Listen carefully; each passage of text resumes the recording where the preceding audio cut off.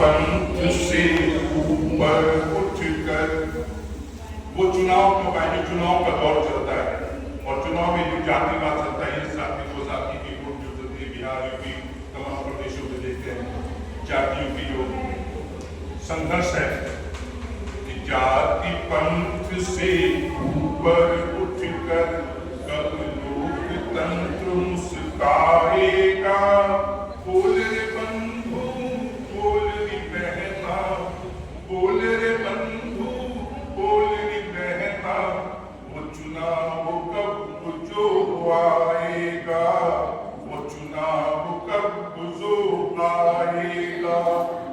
हिंदू मुस्लिम सिख ईसाई जैन पारसी बौद्ध से मिलकर, हिंदू मुस्लिम सिख ईसाई जैन पारसी बौद्ध से मिलकर जनगण मन हर्षाएगा।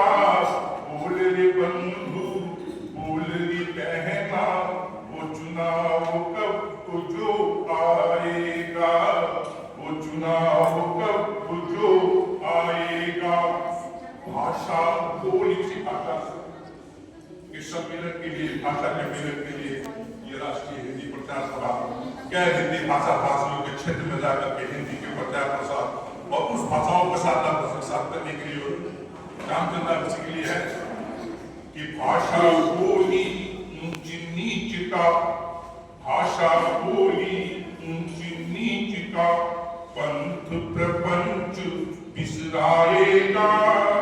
प्रांतवाद के छोड़ के झगड़े, प्रांतवाद के छोड़ के झंडे राष्ट्रवाद लहराएगा, राष्ट्रवाद लहराएगा।